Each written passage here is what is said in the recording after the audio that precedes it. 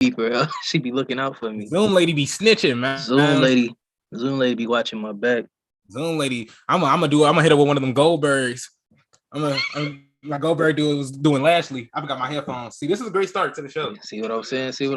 See, I already got my headphones because I'm headed to the table. See, wise man Isaiah, man. Hey, look, if Vince McMahon could get Raw all figured out before, like 2 minutes before the show starts, and then put on the show, stupid or not, you're not wrong. I can take maybe 30 seconds to get my together and grab some headphones while we're live on YouTube. You got to rip up the script real quick, make everybody go rewrite one real fast. Exactly. See, and we don't even have scripts. We got notes. We take notes on everything. We ain't even got a script. Exactly. But look, just trying to get this. At the end of the day, we are live. We are up. We are well. Welcome to the Heel Turn Podcast. I'm your host, Isaiah Jackson Jr. Alongside me, Devin Lee Crimes. Devin, how are you doing this fine evening? I'm doing pretty fantastic. See, I got my little new Roman gear. He throwing dirt on his name, so thought I'd represent. I'm actually having some trouble hearing you right now. That's why I was like struggling. He got problem here ahead of the table, man. Look, I'm sorry. This is what the troubleshooting's for. This is what we're here for. If you could just talk real fast, they can hear you on YouTube. Matter of fact, they can definitely hear you on YouTube. I was gonna hit you with the Verizon. Can you hear me now? Oh, I could definitely hear you now. All the trouble, all the problems that we had, thrown out the window. Gone. Thrown out the window. Gold dust. Threw it out the window. Gone. Out of here. Now, if we didn't lose viewers in the last 5 minutes, everybody that's still here, welcome to the Heel Turn Podcast once again. Let's just get right into it. The hard stuff. Ring of Honor. They're going to reimagine it. Now, I'm not going to lie. When I did hear that, all jokes aside, I was like, they mean reimage? Like, I'm like, you mean change everything? You're going to reimage it? But reimagine it. Everything's going to be totally different. Going to be well different by the time they come back. So some superstars that have longer contracts, they're going to be there until they open back up, which is sometime in, I believe, March. While others are free to do whatever. They're still getting paid, but at the deadline, they're still free to do whatever they want. That includes people like Jay Briscoe, EC3, who was on the roster, he was a part of the major budget cuts from WWE. Jay Briscoe, Jay Lethal, wrestlers like them. Devin, what's your opinion on Ring of Honor and just everything that's going on right now? It's pretty messed up that they have to go through what they're going through, but given how the past years went, I mean, they took care of everybody, so they kind of just need to take some time to take care of themselves. And I know they'll be back better, they'll figure things out. And Ring of Honor is just it's a dope organization, man. It's a lot of great people that have come through there, are there now, and they're going to figure it out. I know they will. Oh, man. And we got one person that texted in, Mr. Aaron Duvall, and the man that left Devin in the dust in a promo. But not only that, the man that we talked about this multiple times on the Heel Turn and on the Kickback podcast. If you haven't heard that, that's Aaron's podcast. Go check that out. It's hilarious and it's funny. It's awesome. But me and Aaron are supposed to have a match, and he says, Izzy, wrestle me on Ring of Honor's first show back. Look, I am happy to send I'm the advocate. My man's with the head of the table, the shirt right there. I'm speaking for him. You hear this, man? You hear the promos at the end. If you want to shorten that down to 20 minutes, from 20 minutes to 2, I got you. And if you want to make the match from 2 minutes to 20, put in Devin. See, look at that. See, look, Aaron is the reason I had to go back to the drawing board and get my promo skills up. Because at that moment, he was like John Cena and I was Roman Reigns in 2017. So I ain't know what to say after that. He was just throwing them haymakers at me. I was like, oh, shoot. Exactly. And look, and now you got training. You was throwing haymakers. You get in the ring with Aaron. Let's go. I'll advocate. I'm ready for it. My title is bigger than yours. This man flaming us. This man flaming. I can't believe this. We're not finna do this. We're not finna do this. I can't wait till Devin beat you up in the first Ring of Honor. I can't wait till that first match come through. And we finna have a tag team match. Hirsch, the Kickback Podcast, taking on the Heel Turn Podcast. See, this gonna be nice. See, that's what draws right there. That's what draws right there. That's what we need. We got to bring back the primetime entrance. In 9th grade, me and Devin, we used to be in the hallways, millions of dollars. Granted, we didn't get that many girls in high school, but like still, like we still have fun. Exactly. We still have fun. We weren't embarrassed at all. This is why we talking right here to you guys. We love it. But going into Ring of Honor because we turned a very serious topic and then we just started clowning. But it's not really serious because at the end of the day, there's a lot of people, a lot of talented wrestlers on that squad on Ring of Honor's roster. Then they're gonna see time in AEW. They might see time in WWE. They're gonna see time all around. There's endless amount of places you can go to wrestle. Your name's already out there. Ring of Honor is they're not slouches at all. If you look at go 3, 4, 5 years into the past, you can say Ring of Honor is NXT. You know, you can go further. You can say, it's pretty much Raw and SmackDown. You have Kevin Owens, Samoa Joe, CM Punk, who was in AEW that laid the foundation for WWE after he left Ring of Honor. So Ring of Honor, they're just as big of a powerhouse as WWE is. They're just low key about it, and the business parts about it that we just don't know. They just don't reach the heights as a AEW as a WWE does, but. At the end of the day, they're gonna come back. I can't even say the reimagination of Ring of Honor, right? Hopefully, it's better than NXT. Do you see it being better than NXT? Oh yeah, cause Ring of Honor gonna know who they are. NXT still trying to figure it out. They know where they want to go, but it's like driving without a GPS. That's true. That's true. No, man, Ring of Honor gonna be fine. Like you said, they done brought out great stars. We look at now, CM Punk, Daniel Bryan was there, Samoa Joe. It goes on and on. Ring of Honor is gonna be fine. They know who they are. They're gonna be good, and we'll be ready for them when they're ready. Exactly. Another person who knows who they are, Jon Moxley. He has a book.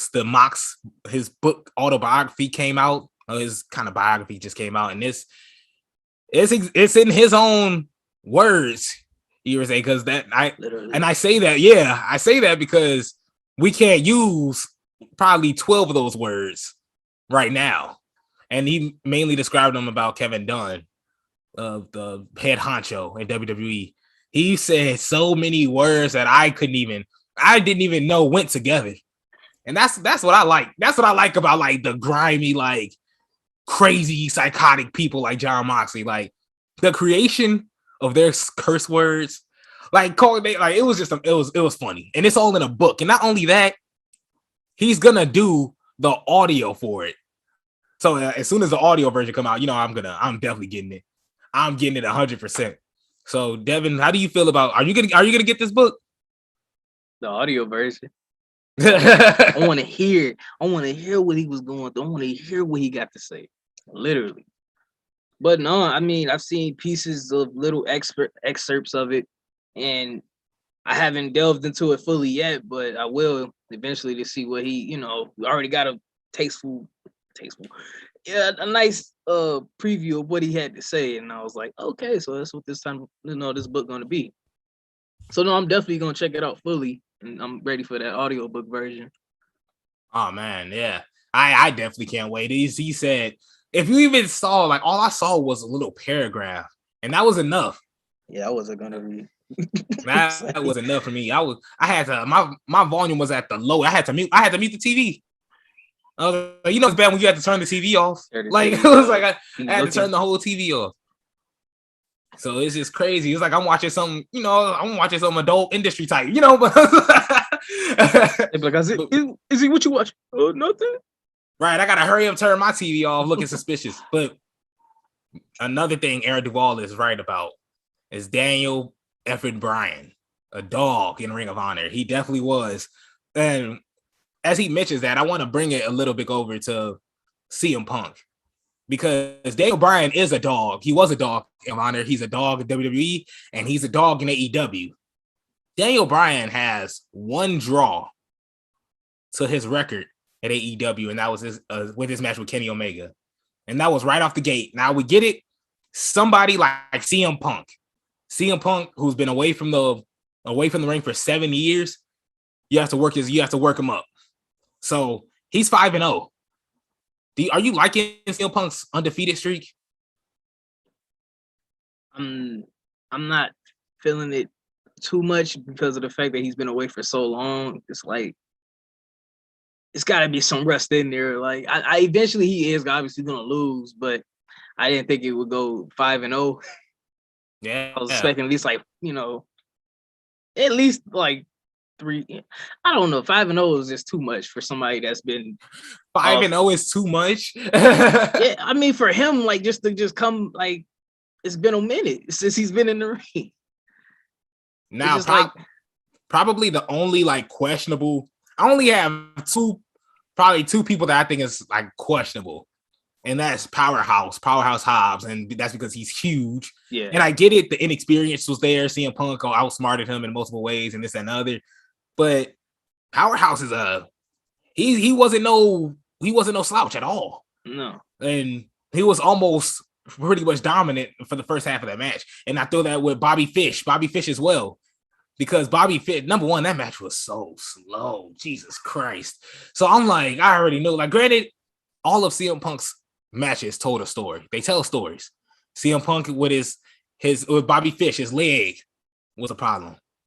You know, him and Darby Allin just trying to get the better of each other. Darby Allin using his speed, the fastest man on AEW, it looks like, just taking advantage of CM Punk and his pretty much CM Punk getting burnt out.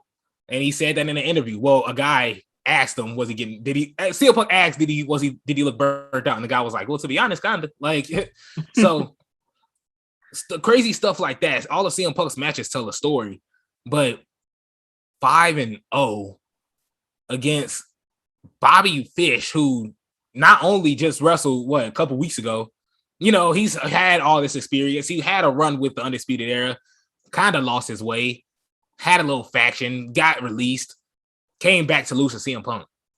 What? When you when you take events like that, you be like, yeah, you did this, you got that, you built that, then you lose CM Punk. Like it just be so deflated. Like, I'm trying to I get it. Two and two together. It just cracked me up. I just noticed that trend you do. It's funny. It's like you just really be like, and you just lost. But yeah, I mean, it's eventually gonna catch up. Like experience will only take you so far, so many matches. Because I mean, they learning as much as you're learning in the match. So eventually, it's gonna start to make sense. Like, hey, he gonna catch his L's as well. Take out Kenny Omega and Daniel Bryan. Who's breaking the undefeated streak? I already got one name in mind. Who? MJF. Definitely MJF. MJF can get a lot of heat from that. MJF is already a demon. Like, he's already the worst guy on the AEW roster, and you love to hate him. So he can definitely benefit from a win over CM Punk or a win over Daniel Bryan. He couldn't get a win off of Chris Jericho, and God knows why. Granted, shout out to Chris Jericho and this is no offense, but he got a little bigger. You know, with age comes, the weight. And for him to still be able to do the moves, that he's still putting on 20 years ago, still incredible. So MJF can definitely benefit from a CM Punk win. Do you see anybody else? My bad. Got thrown off for a second. But shoot. I wasn't expecting that to go past me. Oh no, that's cool. No, we're gonna put this on radio too. Radio don't even know what's going on. Like, yeah. Nobody knows on radio. But shoot, to defeat you said taking out Daniel Bryan and Kenny Omega, right? I said with the exception of Daniel Bryan and Kenny Omega. Shoot. really horrible. You got Hangman Page. You got people like Cody Rhodes, who definitely doesn't need it. You got Aleister Black, Andrade. So many people. I could definitely see Aleister. Well, that's not his name there. Malachi. I could definitely see him. Malachi, yeah. I was like, Aleister, who? Like Aleister, who? Yeah, who's that? that would be my pick for. I mean, obviously he's still stuck in whatever he's doing with Cody, I think. But eventually, if he made his way over to CM Punk and CM Punk still undefeated, that's raps. It's raps. Okay. That's just my. Aaron says CM Punk is gonna stay undefeated. To be honest, if they did something like this with Roman, with your tribal chief, with your husband, hey, then... relax. But no, like with Roman, if Roman had an undefeated streak, sure. I'm like, man, he can't be like my neighbor or something, my cousin, a coworker at work. We gotta just get married out of the blue. Trust me, no. The worst thing I do with this podcast is come in when Roman is winning. When Roman's winning, I have to turn on this mic and be like, so Devin, what do you think? And you tell me all the positive stuff about your tribal chief, barely negative. I don't even tell you what I think. I tell you what I know. It's a difference. What you? Okay, I see it when I know. Okay, so tell me this. Who do you see taking over Roman's spot? Who is Roman going to lose to? That's tough because it's like who's been built up to that point. I mean, the only person that's like even in that area to do something on SmackDown. Okay. Shoot. I don't see how it would make sense, but Drew, no. That's it. He hasn't had a shot yet. That's what I'm saying. I'm like, that's one person I can see just built up in a way to credibly probably do it. He's beating Brock Lesnar as well. But nobody else is really, even he said this, which is like WWE's own fault, shooting him in the foot. Like they don't even, oh, sorry, he was looking down. Oh, no, I was gonna say something. Me. No, I was gonna fry you. But it's I'm ready for it. Because we can't. Roman's not immune to anything. Roman's not impenetrable. This man's not Superman. He has a Superman punch. He's not Superman. We seen this man tap. He literally tapped. But did he lose? When he was going against Daniel Bryan, where the referee was knocked out. Every time a ref hits the ground, and no, not even every time a ref hits the ground. Every time Roman's getting beat up on the ground, laid out on the floor, man, just wait till my cousins get here, man. I'm going to win this match. Yo, that's foul. That's foul. Okay, Krillin. I'm going to start calling that man Krillin, if anything. Dang, wait till Goku show up. Exactly. He's pretty much wait till Goku show up. This is a pretty much wait till Goku situation. Like, I just don't understand. I love the reign. I love everything that he about the tribal chief, except the finish. The finish to his matches annoy me. And I get he's trying to protect everybody. Rey Mysterio killed this man. Rey Mysterio hit this man with 5-6-19s, 10 chair shots, a frog splash. He took some of the sell off, threw it on him. He gave him the Seth Rollins special when Seth Rollins did that to the Fiend. And Roman still kicked out at 2. That's cap? That's cap? Look, we can look this up. I'm sorry. I was reading the text line. My bad. But I don't care about that durability stuff. I watched John Cena for like 10 years. That's why he never give up. But he wasn't getting murdered. Yes, he was. I need an instance. Man, an instance. That man got tied up, handcuffed, beat with a kendo stick by Randy Orton, and still didn't quit. I would have been like, bro, that's an I quit match. But still, Mick Foley took 10 chair shots and didn't quit. Even in other matches, though, John Cena always would kick out at that last second. That's why they used to call this man Super Cena. I think the only defense you can have in a Super Cena argument is when he took that DDT outside against the Nexus at SummerSlam and kicked out and then destroyed everybody after he kicked out. That was a whole messed up angle. That's foolish. That's foolish. Anything else? I can't give you the John Cena comparable to, because Roman Reigns he should be at AEW. the way he wrestling, go to AEW. You love wrestling, right? I'm gonna hit him with that Miz promo. Wrestling. Go out there with the kids over there in AEW. Like, but I don't mean to get too heated on this. I already got overly heated. Yes, he did. He loved getting this off his chest. I have to. Because you came in here with your funky tribal cheap shirt. What you mean? I just clean, man. Straight from the WWE shop. So now we're giving out promo now. Straight. We're giving out. Oh no! Well, I mean, actually, you got like I made it myself. You don't find this at your local Walmart and Target. You got to go straight to the source. Roman gave me this out his closet. No, I'm just kidding. Right. See, exactly. Well, if it was between like your barber and Roman, I'm terrified for like I wouldn't even want to be in the middle of that. I'd be terrified, man. I'm gonna be like, we just gotta watch out. We gotta see how this play out. You're gonna be like Paul Heyman. You're gonna throw that title in the middle, figure it out for yourself. I ain't got nothing else to say. That's funny. You funny. You funny. You got jokes. Oh man. But real fast, Big E was on the Breakfast Club just before we get into the last topic. Big E was on the Breakfast Club with Charlemagne. Great to see the exposure from Big E. Great to see the exposure from Roman. And Big E talked about being the 4th Black champion. He talked about being from Florida. He talked about not having experience at all. This man had 0 wrestling experience. Just he knew a guy that knew a guy that knew a guy that knew his guy's cousin, pretty much. And he got in. And they gave him the experience he needed. And now he's WWE champion. Like, that's great. That's amazing. Now you have Xavier Woods. Didn't get an interview, but you see what he's doing. King of the Ring. What? Yeah. King Woods. Xavier. Well, I'm getting to that. King Woods. I was like, he's over here. He's not doing his thing yet. We have yet to see what he can do first. So as soon as we see him get the push he deserves, hopefully a IC US title run, wherever he decides to go. And then you have Kofi. I mean, Kofi's just there kind of right now, but just for right now. He's coming off an injury, so he's still he got to get his footing. He got a couple matches that he's probably going to lose. If anything, you can't have Xavier lose. So how are you liking this New Day setting, this New Day faction? And where do you see this going? Loving it. I'm loving every single minute of it, every single second.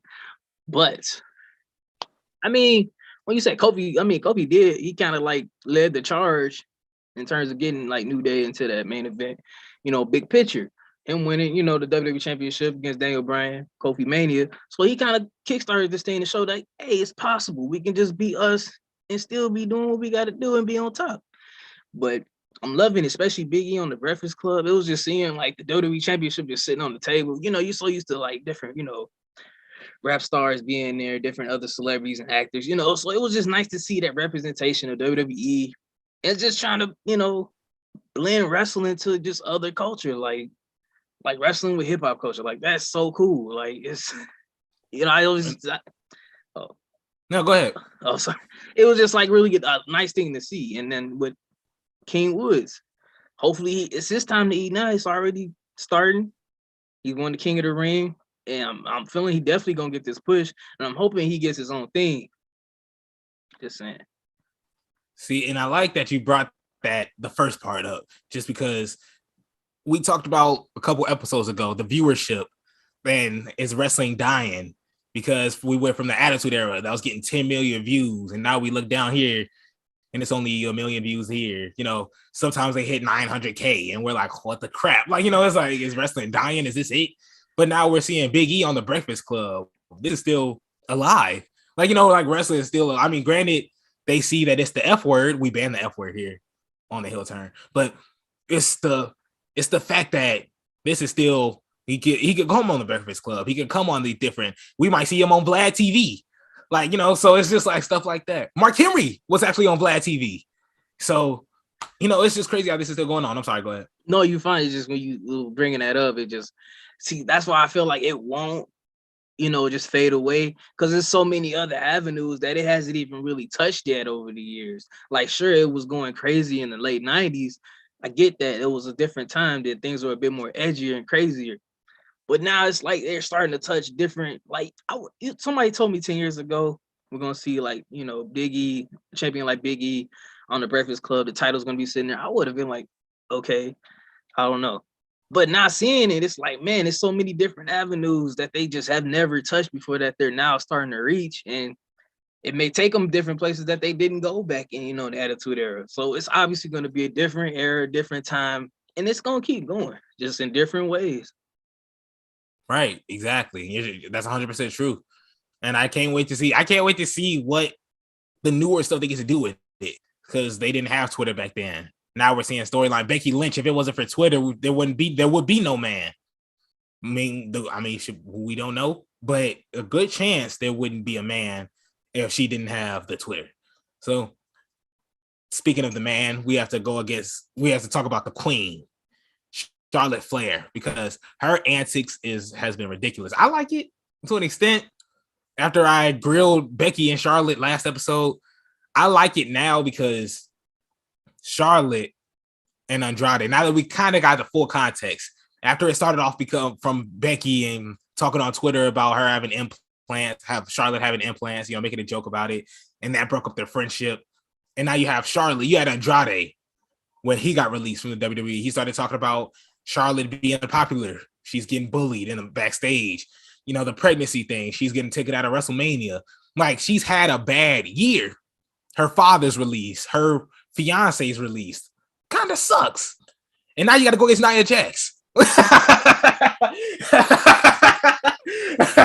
Now you got to get dropped on your head. And now you got to get dropped.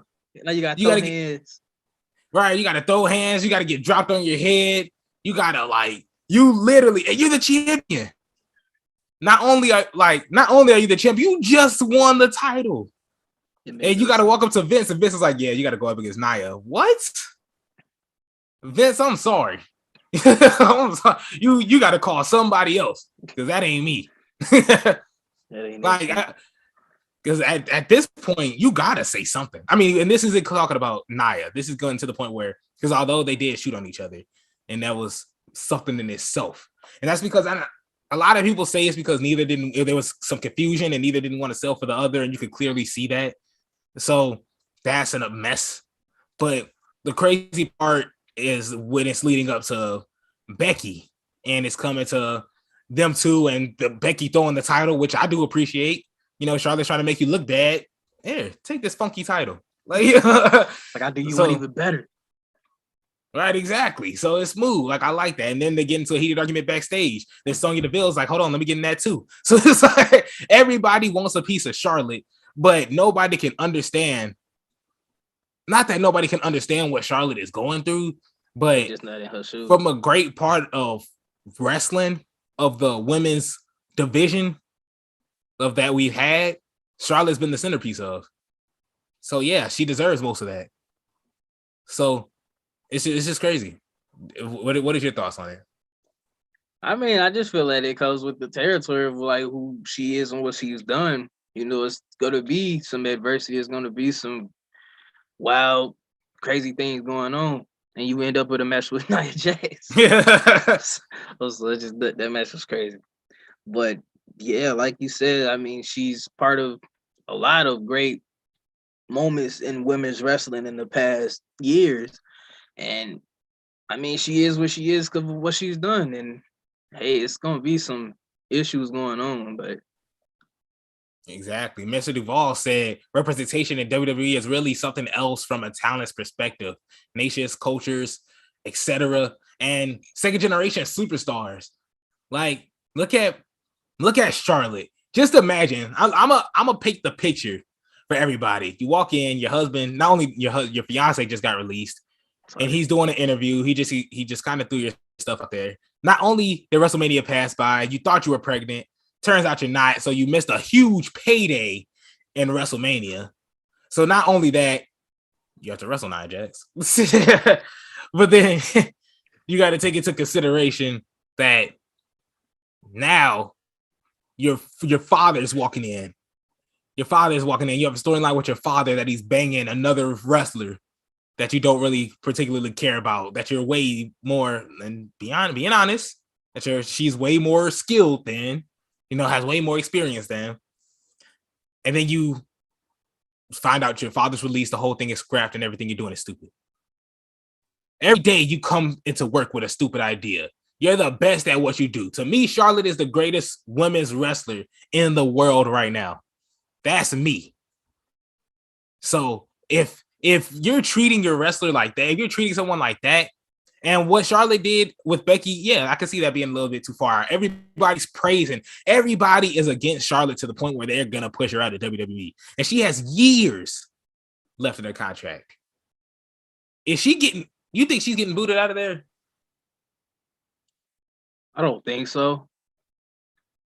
Only because I mean, it's like you said when you look at it, like it's been just a crappy year for her. So it's not like she just like everything's just going perfectly fine. She's just causing chaos because she's bored or something. Like, I mean, it's probably just a lot of pent up. Like, I'm sick of this. Like, you know, like shoot, I do this and do that. Then you put me in something stupid right here. Then you got me doing this. Now I gotta go. I ain't gonna break it up no more. then you gotta throw hands with Nia Jax. You gotta throw hands with Nia Jax. But it's just, you know, like, maybe that's just her way of just going like, well, you know, y'all gonna have me do stupid stuff. I'm gonna just continue to do what I want to do and deal with it. And I'm not saying that's gonna work everywhere, but now we gotta bring somebody else that's into consideration. Kevin Owens. Kevin Owens is about to leave, allegedly. He not allegedly, but it's speculated that he may leave. So the crazy thing about this is he's also getting the okay, you can get up out of here too, like kind of vibe. You know, he's getting the not John Moxley, the Dean Ambrose vibe. The only difference is Dean Ambrose had to fight Nia Jax. He ain't had to fight Nia Jax. They had a little. They were supposed to have a little thing going on. It just never happened. But I'm pretty sure everybody remember they was looking at it, talking to each other. I'm like, oh man, that's punishment. Every time I see Nia Jax look at somebody in the eye, punishment. Lana putting it to 20, 30 tables, punishment. But it's just the fact that Kevin Owens, he's getting the same. He's not as vocal as, or not as obnoxious, I guess you could say, as Charlotte has been, like on air wise. But you hear stories from him for people in Ring of Honor, like Jim Cornette, that say that man is impossible to work with. People backstage saying he went into business for himself against the New Day with him and Sammy a while back, a couple years ago, if you remember that, if anybody remembers that. But it went to the point where I don't know if they weren't able to go to Saudi Arabia or they got kicked out of an event. They got kicked out of a event. It was an event somewhere. Yeah, I remember that. And they got kicked out because him and Sammy, because their actions. So, and then you think about Kevin Owens and how he's leaving soon and how he's talking about how, you know, what he wants to do and everything.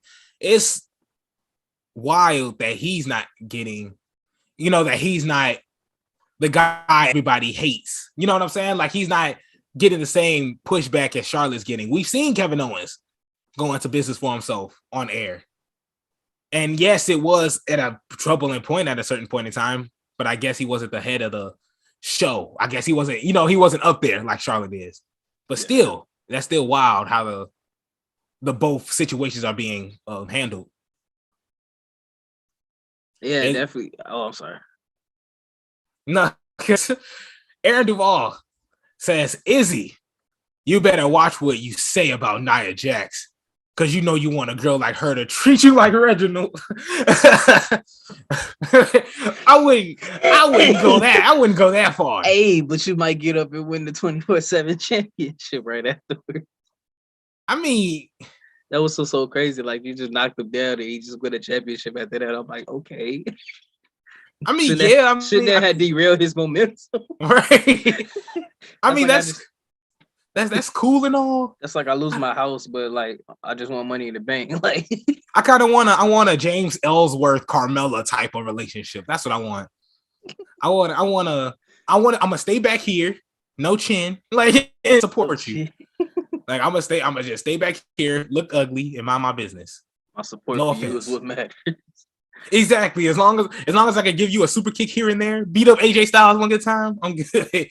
Get my wins and call it a day, and win the Money in the Bank. But we okay. Well, we went way too far. We're pretty much coming to the ending of the show. We're not at our end, but we're getting there. So we got to go to the favorite part of the show, the dream match. I gotta pick this out. The Undisputed Era, since we talked about Bobby Fish, the Undisputed Era taking on Evolution. Evolution is a mystery. So I've been dying to do that. See, no, it's okay. Usually when you be saying you be dying to do stuff, you know what? I'm glad Aaron's here, and that's another thing. I'm glad Aaron's here. He witnessed that. Like we need it. We need this. Usually I hear it and I just take a pause and I'm like, thank you. Sit there. But look, who do you got? I see the line. Okay, I'm done. Man, Evolution versus man, I hate to go against one of my favorite guys. I gotta do it anyway. Some of the toughest decisions have to be made here. But I'm with Evolution because it's a mystery. I forgot the rest of it. That rhymes. But I'm taking Evolution in this match because every time I'm like spacing out. I'm like, who was it? We got Triple H, man, Batista, Randy Orton. I ain't even gonna ask you for specifics because I don't even want to open up that can of worms. You forgot the oldest man on the. No. I mean, I was gonna get to that, but like, he ain't gonna be at the forefront that much anyway. Like, wow. When you got Triple H, he ain't gonna be at the forefront anyway. No, not in Evolution. If I was playing Evolution, I'm not gonna be, hey Rick, get up there. No, like you back there, pick us up when we down with your dirty moves, and that's what he gonna do. He gonna get Triple H. Who he gonna match up with? I give him Adam Cole, baby. Obviously, Triple H gonna wear him down. Much bigger, technical. We already discussed Triple H. Long hair, short hair, Ric Flair, no Flair. Men's dirty as well. Evolution is just a real dirty team. Not saying they dirty, but they play dirty. And just the coffee.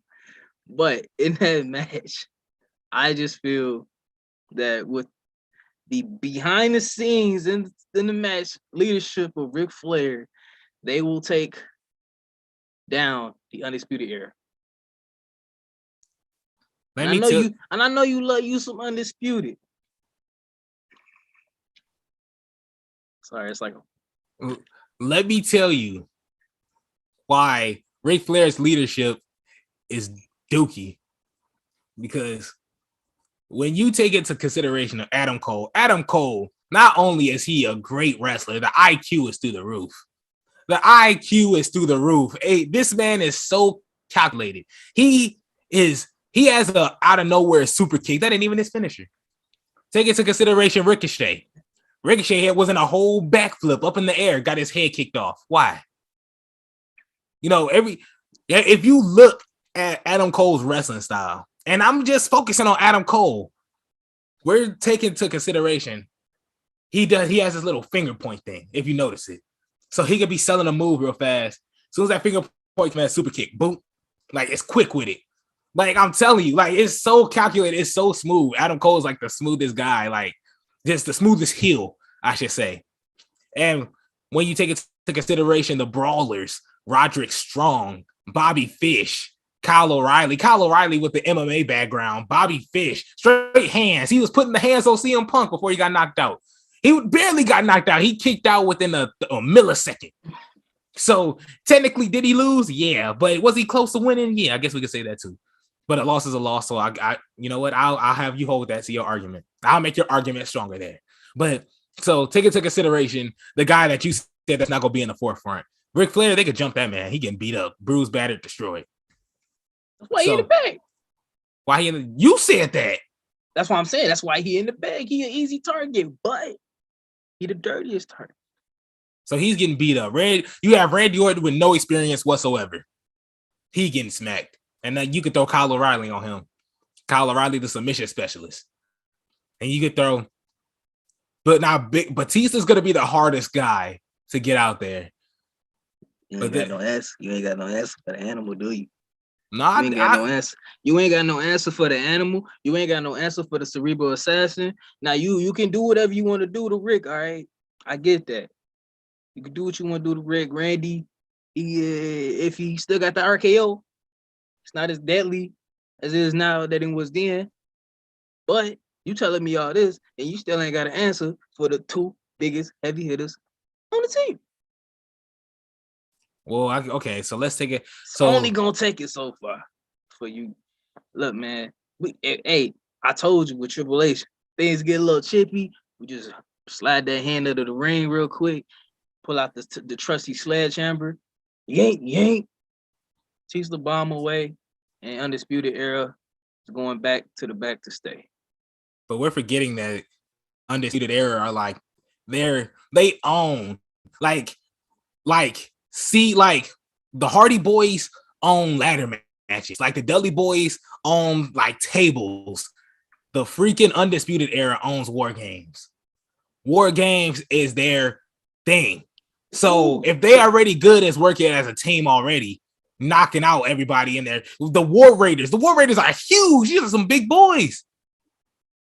So explain to me how the Undisputed Era, they're calculated, they're IQs, they are smart. They're not finna, and number one, that with the MMA background, they're swole. And then AJ Styles, Aaron Duvall, Roderick Strong got a motor that don't stop. Granted, I ain't gonna lie to you, that match at AEW, I wish that motor was a little bit faster. Just a little bit. But I just don't see them I just don't see an inexperienced Randy Orton, an egotistical Triple H, who's in it for himself to begin with, Batista, who kind of doesn't really know his way, and an elderly Ric Flair, who's Vince McMahon's going to force to retire in a year and a half. So look, I'm stating facts. These are new, fresh guys. These aren't just guys. Okay, let's work as a tag team and Spirit Squad. Yippee, throw each other up in the air. No, this is hard style, big body. Like if I had to relate to them, like one of the toughest matches is like an Undisputed Era versus FTR. FTR, no flips, just fists. Like, just grimy wrestling. That's what I see the Undisputed Era as. And they didn't have that. Evolution didn't have that until they broke up, until they tried to kill each other. That's when I think we got the best of Evolution. Because Triple H had an inexperienced Scott Steiner to fight all around. He had to worry about Goldberg. Randy Orton was trying to beat up an elderly Mick Foley and just barely won. Like I can do this because Mick Foley built different. You know that. Maybe rolling around in thumbtacks. I will give you that. Mick Foley is kind of built different. Mick Foley Mick Foley can come out of retirement right now. I was like, hey bro, I'm ready for one more round. He could kick out anything. I could believe it. I'm telling you. But I don't know. My money's on dirty people. All right, you could be as vicious, you could be as endurance as you want to be. But at the end of the day, if you ain't got the dirty in you, you ain't gonna be willing to do everything that it takes to win. All right, because if you're not cheating, you're not trying. Who used to say that? Who used to say that? Eddie Guerrero. So, and I feel like he was a valuable source in that because obviously it worked out for him. It's gonna work out for Evolution in that match. So you can have all you want to do, all your MMA background, all your this and that. Ooh, you're smooth. You can be smooth as you want, but if you're not dirty and you're not really ready to do what you got to do, then I don't see how you're gonna make your way through this. I'm gonna say this and I'm gonna end my argument. I ain't backing down. You don't gotta back down. I'm gonna just say this and I'm gonna end. That don't mean you could end, but I'm gonna just end it right there. You saying all they do is take them dirty stuff. If you ain't cheating, you ain't trying. Adam Cole and them didn't really have to do that. Adam Cole was gracefully winning by himself. Take consideration, he beat Riddle. His title defense was a year and some change, defeating the likes of Riddle, Tommaso Ciampa, Johnny Gargano with zero interference. So, I mean, trying to say Triple H can't beat them people. Not saying he could. He could beat Scott Steiner that can't wrestle, but he could beat Goldberg, grimy little Goldberg. It's cool. He could beat Booker T and call him, but we ain't gonna go there. We ain't gonna go there. Just don't. We ain't gonna go on that one. That one's kind of painful. I don't even want to talk about it no more. You didn't dirty the whole subject. You just dirty the whole. That's a touchy subject. That's a touchy subject, but Yes. not in a horrible way because it's past, it's over with, it's done. But yeah, we like to talk about that one because that one doesn't go over well. But one thing that does go over well, our last interview with Chubby Dup. Chubby Dup was an amazing dude. Listening to him, humble dude, man, really humble guy. Just listening to him talk about the people he's faced and their strengths and everything about them that he was impressed by throughout the match. And it's just, you just couldn't find a more positive guy. So if you haven't seen that interview yet, it is on Spotify, Apple Podcasts, and on YouTube. YouTube has a couple of the highlights as well. So if you want to check that out, there's one where it's a bigger guy hitting him with a enziguri, and it's like in slow motion. He's like, I've seen it in slow motion. Like, how did he do that? Like, it's incredible. It's funny. So, but yeah, I'm sorry. Yes, I know I said it before, but like one thing I really took from the interview with him was just like how he looked at wrestling as, you know, make it fun, make it something that you enjoy, you know. Then that's what makes wrestling great, when you just look at it and go, look, we just out here just having fun, man, just living. And I got that. That's the energy I got from him, and that's the energy I'm holding on to, because it's great when watching and enjoying wrestling. Like, just have fun and just enjoy it for what it is. I mean, obviously you can see things to be better, but that's the whole point of it. Just trying to get your full enjoyment out of it. Exactly. One thing that I regret not asking him is the advice part. We asked Paradox, you know, do you have any advice for people starting out? You know, people that's wanting to get into the business. We talked to Paradox before the show, after his match at AWF. Real awesome, real awesome dude. Like, and hopefully Chubby will allow us to interview him after his matches as well. So we will keep you updated through that. Got a couple more interviews coming up. We should have one Thursday. I didn't respond yet. So after we end, it will be 100% locked in. We have an interview Thursday. We will give you all the information when that comes out. But I gotta stop talking because I guess this is Devin's part. Devin, that's why Devin's so close to the screen, shaking, looking at me all like I seen this man move into like 10 different like positions. He was like, man, I just want to talk already. But go ahead. The floor is yours. Shoot. Ladies and gentlemen, you know it's about that time. It's winding down, but I'm winding up. So you already know it's the heel turn. We're gonna have some more guests coming on here. And we're live. We got Aaron on here, giving his, you know, insight. Love that guy. Made me want to go do my promos better. So when the time comes, we're gonna get down and we're gonna get dirty with it. And he already know. So be on the lookout for that one day, guys. But I'm not gonna hold you too long on this Monday. It's Monday. So I'm gonna wrap it up. I'm your guy, Devin Crimes Jr. Hand it back over to the guy alongside me. I wanted to say that so bad. Isaiah Jackson Jr., the floor is yours. This man said it's Monday. It's Monday. It's Monday. It's Monday. Man. You know what that means. Yeah, Raw is on. So hopefully we were as entertaining again as Raw. So Aaron, matter of fact, let's take some time. Let's take a little bit of time. Aaron has thugged it out this whole time. Let's hear what he has to say. Because he's pretty much been virtually co-hosted. And we appreciate it 100%. So he says he wants to talk something again. Just real quick. If you can say something real quick within time. Me and Devin will talk a little bit. We got probably 5 minutes left. Probably a little bit over 5 minutes left. So while Aaron probably is going to talk some foolishness within the 5 minutes. Look, there's another AWF event coming out November 13th. I'm gonna try and go back there again. If Paradox is wrestling, Paradox is having a great match. I don't want to give it away yet, but man, we tried to have a couple interviews with this guy as well, but it's incredible. This match is gonna be awesome. I gotta get tickets to it. I gotta drag my friend that's coming out here with me to go. Hopefully he doesn't mind. But yeah, like, is there any promotions out there independent promotions out there that you've seen that's like, this is kind of nice? Well, I guess you just had to just drag it out of me, huh? Well, we're gonna talk about it. You didn't have to. You don't have to. No, say it's it. too late. It's too late. Might as well. We might as well just go ahead. So, ladies and gentlemen, I've hinted towards this for like a few weeks, and I just wasn't ready to talk about it right then because I still wasn't sure like what I was trying to do in terms of this position. But recently, some weeks ago, I found this very, very great wrestling organization, True Privilege Wrestling, TPW.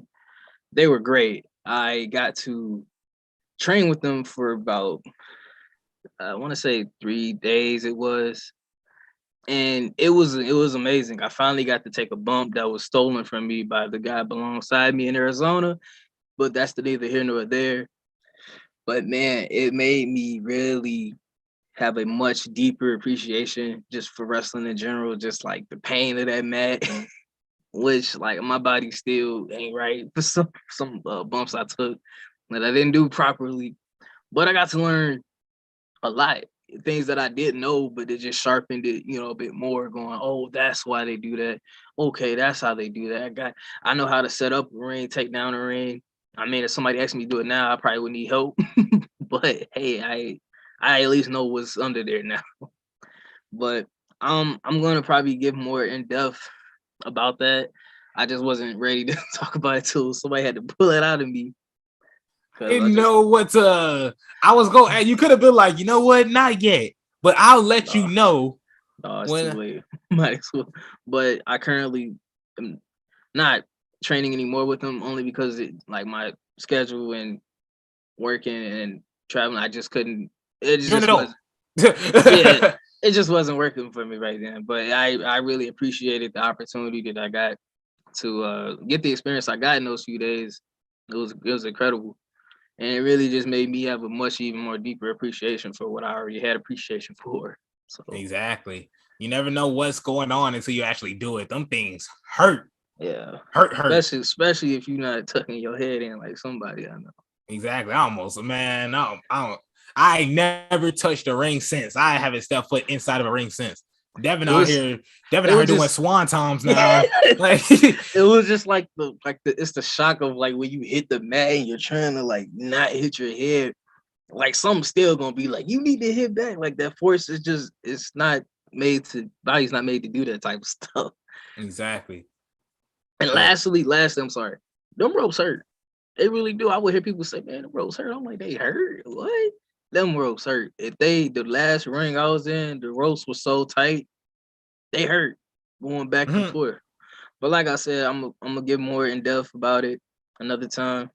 At least I got some of that out there for y'all. Know what's going on. I finally got the whatever they call it. I was about to say elephant in the room, but it really wasn't an elephant because everybody didn't really know. Invisible elephant in the room. Yeah. Nah, but we're happy that you actually experienced it. We're happy that you got the time in. Hopefully one day we get this manager wrestling thing started so we can take down Devin and Hirsch. I'm not Devin and Hirsch. So we can take down Aaron and Hirsch. So hopefully we can get that tag team match going. You don't want to be my partner no more? I mean, we can be partners. I'm like, just know turn? It will be. Because me, Aaron, and Hirsch go be in the ring. We just gonna turn around and look at you. And you're gonna have that coffee in your hand, like that meme, that one meme, that little kid with the cup in his hand. But we got to get out of here because we're close to the hour mark. We're gonna end it off with Aaron. Monday. I got one damn thing to say. Undisputed Era beats Evolution, and that's undisputed, baby. Fried you. It's 2 against 1 in this Undisputed Era argument. And I like to say that's kind of accurate, That's kind of how these dream matches, kind of how they should be. But wait till the predictions come back. Wait till the predictions come back. Thank you guys. This has been the Heel Turn Podcast.